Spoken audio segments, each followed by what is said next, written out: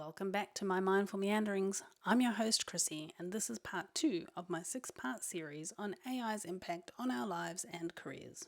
In the last episode, we scratched the surface of how AI automation is already integrating into our daily lives, often without us even realizing it. Today I'm delving deeper into the human skills that will help us thrive in this new era.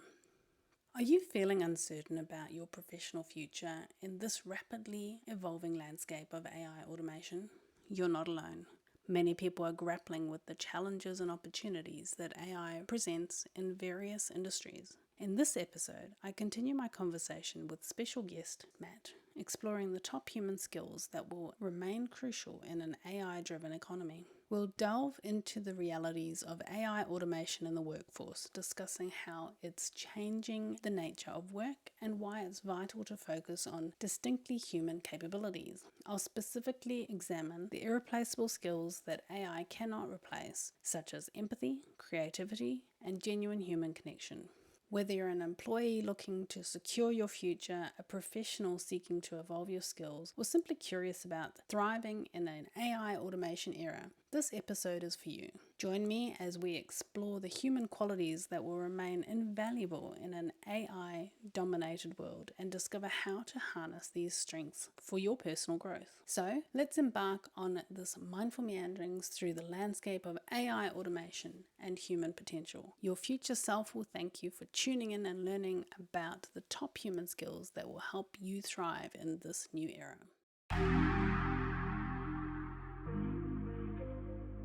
How AI has affected my work is that we have an in-house tech guy who is amazing, and he has integrated some really great things into our space by implementing things like Zapier and HubSpot and AI tech, which is really improving things from a business perspective. Even simple integrations, it's webhooks and APIs. Like he's a black belt with some of this stuff. Yeah, he's a master. And hats off to him because he's adding value by reducing expenses for the business. That's taking less time for the individual to do, which means that the business isn't having to pay as much money for the employer. So hats off to him because he's adding value by reducing the overheads of the business. However, that impacts people like myself and our customer support people, our sales people and so forth. Not because we aren't doing any less of a job, but because it challenges what we do and how we identify ourselves. And so the question being, are you going to choose the everyday and upskill to the next level? Or are you going to choose to embrace AI and consider, is what I'm doing today going to add value in the future? And the reason I'm asking that question is because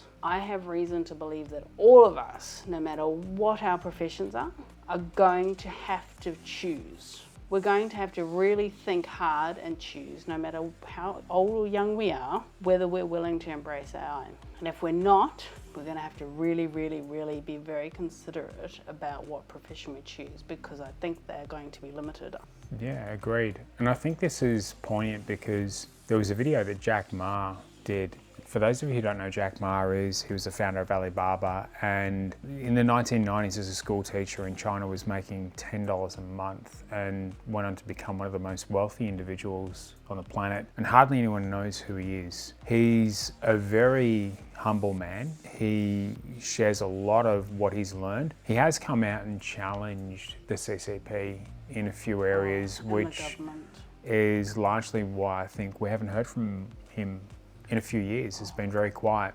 So thoughts go out to Jack and hopefully he's okay. But with what I've got to touch on here and sharing as one of the perspectives that he was generous enough to offer the world was, as human beings, we need to stop trying to compete with computers and machines at things that they can do better than we can, because we're never going to be able to program efficiencies into ourselves like machines and computers can. So we need to look at how do we add value in ways and in areas that machines and computers can't. And you spoke to that earlier today, Chris, in relation to some of the more connected and organic ways at which people transact and provide value.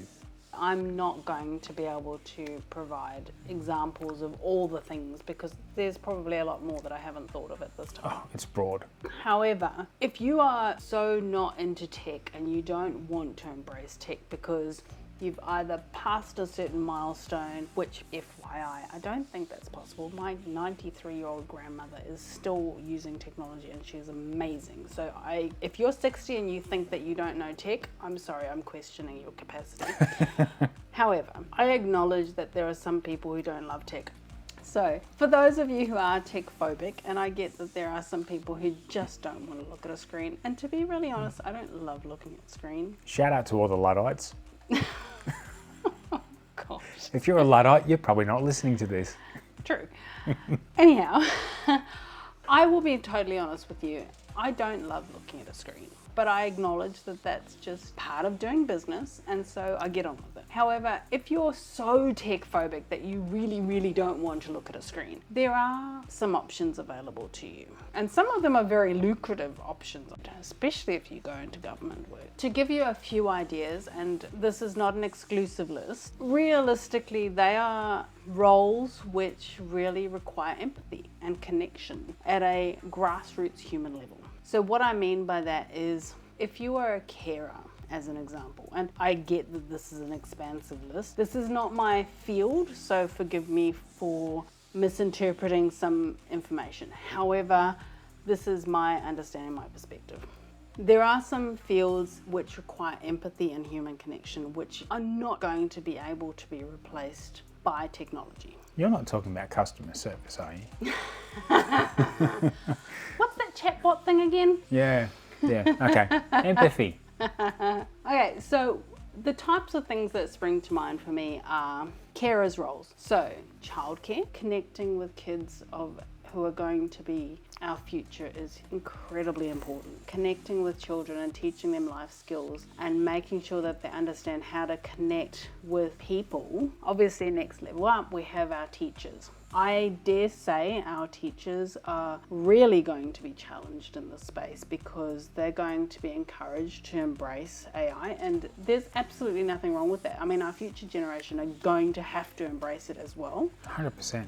Our teachers still need to ensure that the next generation of students have a really good grounding on what human connection is all about, because our economy thrives on engagement, and so we need to transact with one another. Now, I know that nowadays a lot of transactions happen on the World Wide Web, but the reality is we still need to understand each other at a human level.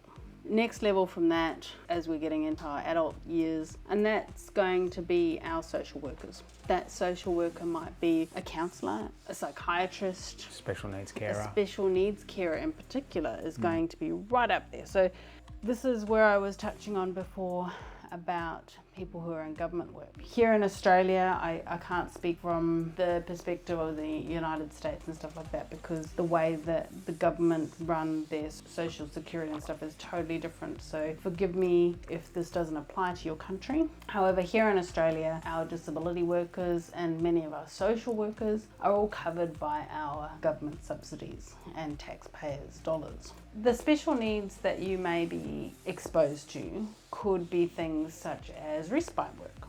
So people who look after people with special needs to help give the parents reprieve for a couple of days a week. Or it might be someone who is a foster carer. And then you've got aged carers.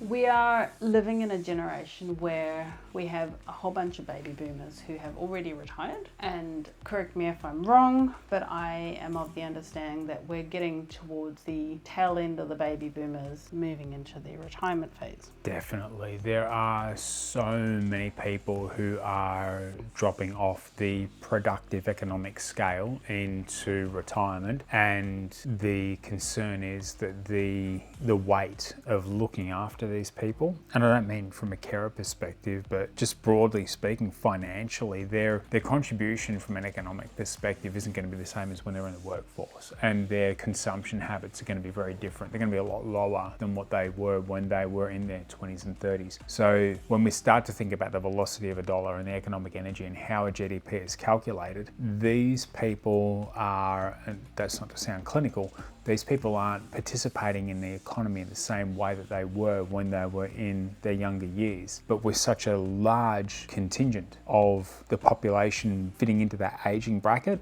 there's definitely a notable transition towards, I suppose, less economic energy in the back end, supporting a younger generation coming through from a social security perspective, but the opportunity for that younger generation from a carer perspective. If you were to look at it from the point of view of the baby boomers had, the 2.3 kids.